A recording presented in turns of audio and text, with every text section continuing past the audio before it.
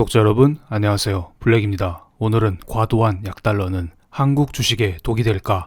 한국 경제를 더블딥에 빠뜨릴 수 있을까? 앞으로 유망 투자 섹터는? 이라는 제목으로 영상을 시작해 보겠습니다. 최근에 어떤 멤버십 회원분께서 이런 질문을 하셨습니다. 한국은 외국으로 수출하여 먹고 사는 나라인데 원달러 환율이 계속 떨어지면 그만큼 수익이 줄어서 우리 경제에는 좋지 않을 듯 하네요. 이번 영상은 이 질문에 대한 대답으로 구성해 보았습니다. 일반적으로 원달러 환율이 떨어지면, 즉 달러가 약세이고 원화가 강세이면 한국의 수출 경쟁력이 떨어집니다. 그렇게 되면 한국 기업들의 실적이 감소하고 주가 하락으로 나타나게 되겠죠. 아마도 많은 분들이 이러한 걱정을 하고 계실 거라 봅니다. 간단한 예시를 들어보겠습니다. 만약에 예전에 원달러 환율이 1달러에 2,000원이었다가 지금 원달러 환율이 1달러에 1,000원으로 반토막 났다고 생각을 해보겠습니다. 그런데 여러분이 2,000원짜리 물건을 다른 나라에 수출한다고 생각을 해보겠습니다. 과거에는 이 물건을 1달러에 수출할 수 있었지만 지금은 2달러에 수출하게 됩니다. 이렇게 되면 한국에서 여러분의 물건값은 그대로인데 다른 나라에 수출할 때 물건값이 2배로 뜁니다. 그럼 다른 나라에서 여러분의 물건을 사줄까요? 품질은 그대로인데 가격이 2배로 뛰었다. 당연히 사주지 않을 겁니다. 즉 수출 경쟁력이 떨어지게 됩니다. 그런데 여러분이 아셔야 될 게 지금 달러 이야기하고 있잖아요. 한국에서 미국으로 수출하는 비중은 전체의 20%에 불과합니다. 한국은 대부분의 물건을 중국이나 동남아에 수출하고 있습니다. 그래서 여기 위안화 환율과 원달러 환율을 비교해 봤습니다.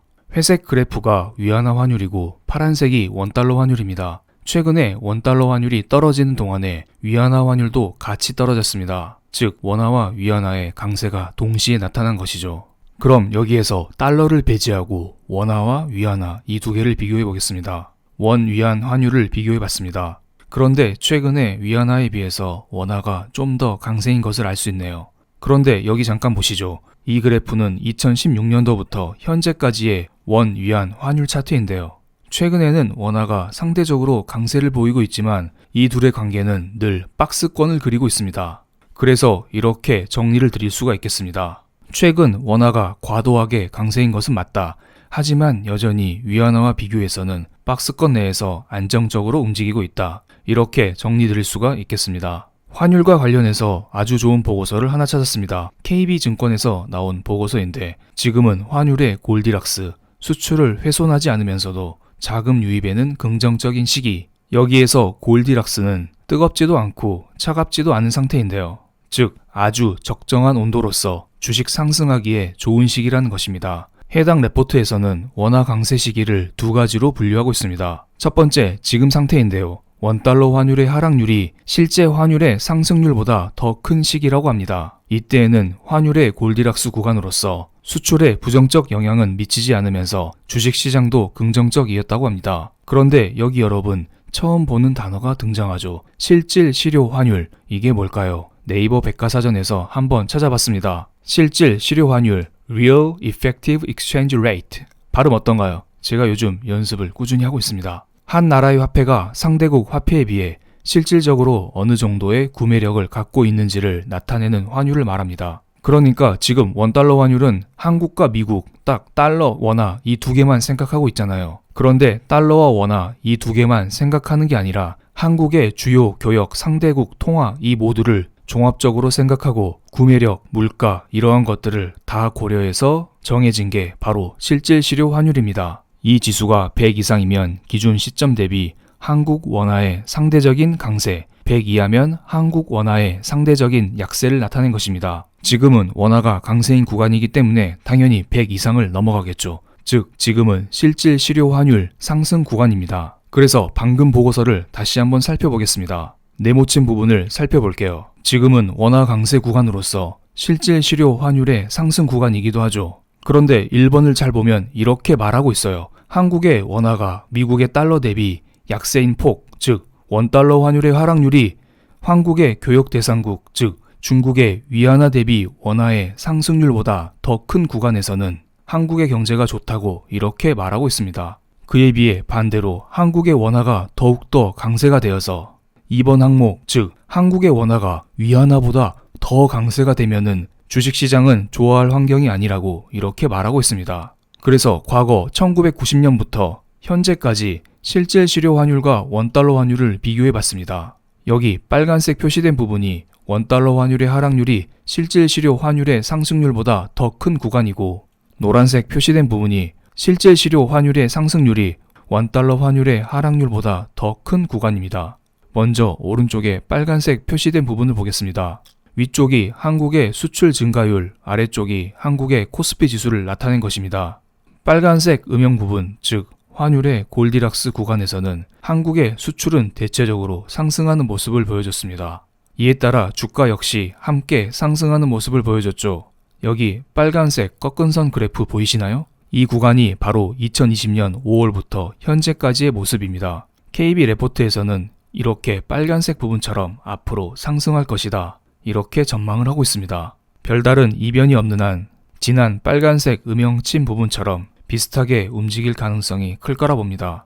이와 반대로 이번에는 노란색 음영침 부분, 즉 원화가 과도하게 강세여서 실질 실효 환율의 상승률이 원달러 환율의 하락률보다 더 큰 구간을 보겠습니다. 이때에는 많은 사람들이 우려하는 대로 원화가 과도하게 강세여서 한국의 수출 증가율도 감소했고, 이에 따라 한국의 코스피 지수 역시 감소하는 모습을 띠고 있네요. 지금의 우리 경제는 노란색 부분이 아니라 빨간색 부분처럼 움직이고 있기 때문에 아직은 수출 및 코스피 지수에 긍정적이다, 이렇게 말씀드릴 수가 있겠습니다. 그리고 일반적으로 달러 자체는 안전자산입니다. 지금 원달러 환율이 하락하고 있다는 것은 달러가 떨어지고 원화가 상승하고 있다는 말이죠. 환율의 하락은 안전자산인 달러의 하락을 의미합니다. 그렇기 때문에 지금 사람들이 안전자산인 달러를 팔고 위험자산인 다른 무언가를 사고 있다는 것인데요. 왜 사람들이 달러를 팔까요? 지금은 경제가 회복되면서 세계 교역량이 증가되고 있는 상태입니다. 그래서 사람들이 달러를 팔고 다른 위험자산을 사고 있는 것입니다. 어쨌든 지금은 세계 교역량이 증가되는 구간으로서 수출 중심의 한국 경제에는 매우 긍정적일 거다, 이렇게 생각할 수 있습니다. 같은 기간 내에 달러 인덱스와 한국의 수출 금액을 비교해 봤습니다. 안전자산의 달러의 가치를 나타내는 달러 인덱스가 상승한 구간에서는 한국의 수출은 대체적으로 감소하는 모습을 보였고, 반대로 달러 인덱스가 하락한 구간에서는 한국의 수출 금액이 증가하는 경향을 보였습니다. 지금은 달러의 하락과 함께 한국의 수출이 늘어나고 있는 구간입니다. 지금은 4차 산업시대라고 하죠. 4차 산업에는 반도체가 필수적입니다. 그리고 반도체 세계 넘버원은 어딘가요? 바로 삼성전자입니다.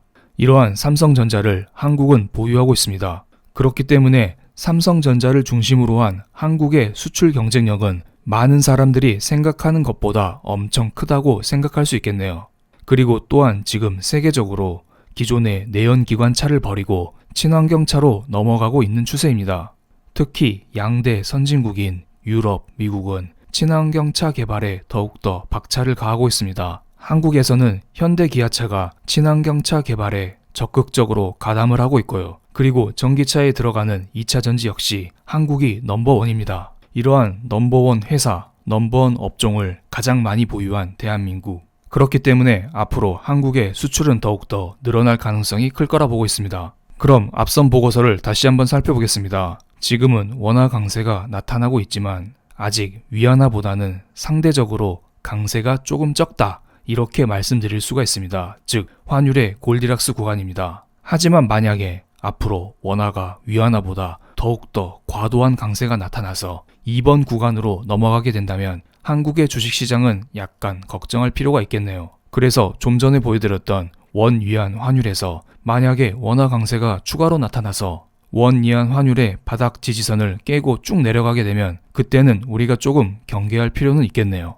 그런데 이러한 구간이 오면 정부 차원에서 원화 강세를 조금씩 조절할 가능성이 큽니다. 위안화, 원화 사이의 환율 조절을 위해서는 외환 보유고가 중요합니다. 과거 원달러 환율 급등 시기에는 한국은행에서 가지고 있는 달러를 시중에 팔아서 환율을 안정화시켰습니다. 그런데 지금은 원화 강세로 인해서 원달러 환율이 떨어지고 있죠. 이렇게 되면 한국은행에서는 시장에 있는 달러를 매수해서 환율을 안정시킬 거라 보고 있습니다. 지금은 외환 보유고가 증가하고 있는 구간이기 때문에 환율을 안정시키기가 오히려 쉽습니다. 즉 한국은행에서 가지고 있는 원화를 팔아서 시장에 있는 달러를 매수하면 됩니다. 이렇게 되면 원화 강세에 속도 조절을 할 수도 있고 한국의 외환 보유고도 늘릴 수 있기 때문에 일석이조가 되겠네요. 마지막으로 앞서 설명드린 KB증권의 보고서를 보면서 영상 마무리하겠습니다. 환율의 골디락스 구간일 때 업종별 주식 수익률 상위 하위 5개를 살펴보겠습니다. 특징은 원화 강세 시기임에도 불구하고 수출주들의 수익률이 비교적 양호했다고 합니다.